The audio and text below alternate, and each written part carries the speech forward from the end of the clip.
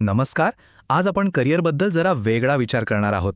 पराग कदम यांनी काही महत्त्वाचे मुद्दे मांडले आहेत आणि त्यातून आपण हे समजून घेणार आहोत की नोकरी म्हणजे फक्त गरज नाही, तर ती एक स्मार्ट साधन कसं बनू शकते.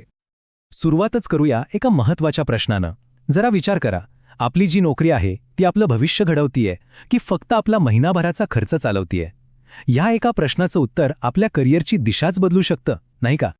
म्हणूनच सगळ्यात आधी आपल्याला आपला दृष्टिकोन बदलायला हवा. नोकरी म्हणजे फक्त एक गरज, याच्या पलीकडे जाऊन तिला आपल्या प्रगतीचं एक साधन म्हणून कसं बघता येईल, चला हाच विचार जरा खोलात जाऊन समजून घेऊया. मग प्रश्न येतो की नोकरी नक्की का करायची?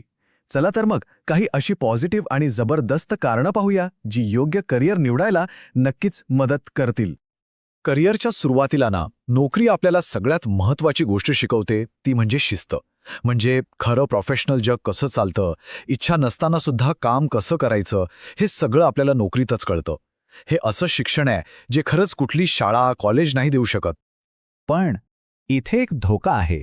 एकदा काही शिस्त अंगवळणी पडली की फक्त दिखाव्यासाठी किंवा स्टेटससाठी पगाराच्या व्यसनात अडकायचं नाही. हे नेहमी लक्षात ठेवायला हवं की नोकरीचा खरा उद्देश शिकणं आहे, फक्त तिथे टिकून राहणं नाही. आता पैशावर येऊया. नोकरीकडे एक फायनान्शियल टूल म्हणून बघायला हवा. म्हणजे येणारा पगार फक्त खर्च करण्यासाठी नाही, तर त्यातून बचत करायची, गुंतवणूक करायची आणि सगळ्यात महत्त्वाचं म्हणजे स्वतःचं भांडवल उभं करायचं. आणि हे वाक्य बघा, हे एकदम खरं आहे. कुठल्याही नोकरीत आपल्या आर्थिक वाढीवर काही मर्यादा असतातच. म्हणूनच स्वतःचं कॅपिटल तयार करणं इतकं महत्त्वाचं आहे. आता हा एक खूप महत्त्वाचा मुद्दा आहे. अशी स्किल्स शिकायला हवीत जी पोर्टेबल असतील. पोर्टेबल म्हणजे काय? तर अशी स्किल्स जी नोकरी गेली तरी आपल्यासोबत राहतात आणि त्यांची किंमत कधीच कमी होत नाही. आणि हीच आहेत ती हाय व्हॅल्यू स्किल्स. वाटाघाटी म्हणजे नेगोसिएशन, संवाद कौशल्य म्हणजे कम्युनिकेशन, नेतृत्व म्हणजे लीडरशिप आणि विक्री म्हणजे सेल्स. जरा विचार करा, ही अशी कौशल्य आहेत की कंपनी बदलली, इंडस्ट्री बदलली तरी आपली व्हॅल्यू तशीच राहते. अनेकदा पैशांपेक्षा आपला उद्देश जास्त महत्त्वाचा असतो. म्हणून अशी नोकरी निवडायला हवी जी आपल्या मोठ्या स्वप्नांच्या दिशेने एक पाऊल पुढे टाकणारी असेल. भलेही सुरुवातीला पगार थोडा कमी मिळाला तरी चालेल. हे वाक्य किती खरं आहे, नाही का? गोंधळलेल्या अवस्थेत खूप पैसे कमवण्यापेक्षा एका उद्देशाने कमी पैसे कमवणं कधीही चांगलं. कारण पर्पजफुल काम आपल्याला लाँग टर्ममध्ये समाधान आणि यश दोन्ही देतं.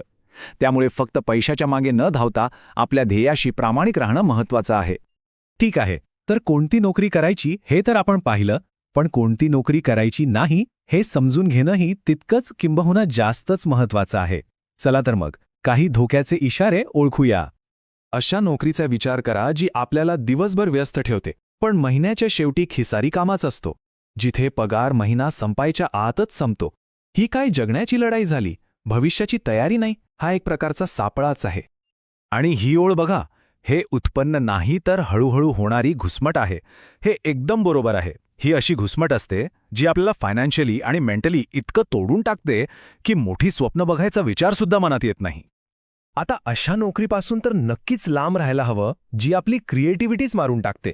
म्हणजे असं वातावरण जिथे आपल्या प्रत्येक नवीन आयडियाला नाही ऐकायला मिळतं किंवा ती कुठल्या तरी ब्युरोक्रेसीमध्ये अडकून पडते.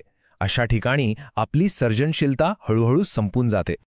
हे चित्र बघा, एका बाजूला आपल्या कल्पना आहेत आणि दुसऱ्या बाजूला मंजुरी आणि बजेटसारखे अडथळे.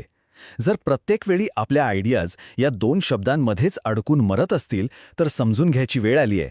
कारण अशा ठिकाणी जेवढा जास्त वेळ आपण थांबू तेवढी आपली स्वप्न लहान लहान होत जातील.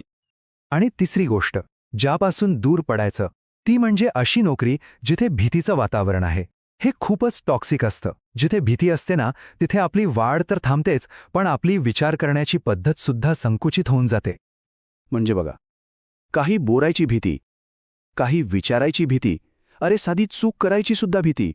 अशा वातावरणात कोणीच पुढे जाऊ शकत नाही. कारण एक साधं सत्य आहे, जिथे मोकळा श्वास घेता येत नाही तिथे आपली वाढ होऊ शकत नाही. तर मग काय करायला हवं आणि काय टाळायला हवं हे सगळं पाहिल्यानंतर आपण काय शिकलो? चला आता पगाराच्या पलीकडे जाऊन विचार करूया. आपल्या कामाचा खरा उद्देश काय असला पाहिजे यावर लक्ष देऊया. आणि मला वाटतं हाच या सगळ्या चर्चेचा सर्वात महत्त्वाचा भाग आहे. नोकरी ही एक पायरी असली पाहिजे, शेवटचं स्टेशन नाही. तिचा वापर आपल्या मोठ्या ध्येयांपर्यंत पोहोचण्यासाठी एका शिडीसारखा करायला हवा. आणि जाता जाता एक प्रश्न स्वतःच्या मनाला विचारायला हवा, आपली सध्याची नोकरी आपल्या मोठ्या स्वप्नांशी खरंच जुळते का? या प्रश्नाचं जे उत्तर असेल ना, तेच आपल्या करिअरचा पुढचा मार्ग ठरवेल. हे सर्व प्रेरणादायी विचार आपल्यापर्यंत पोहोचवले आहेत ॲम्बिशन कम्प्युटरचे संचालक पराग कदम यांनी. त्यांचे मनापासून आभार.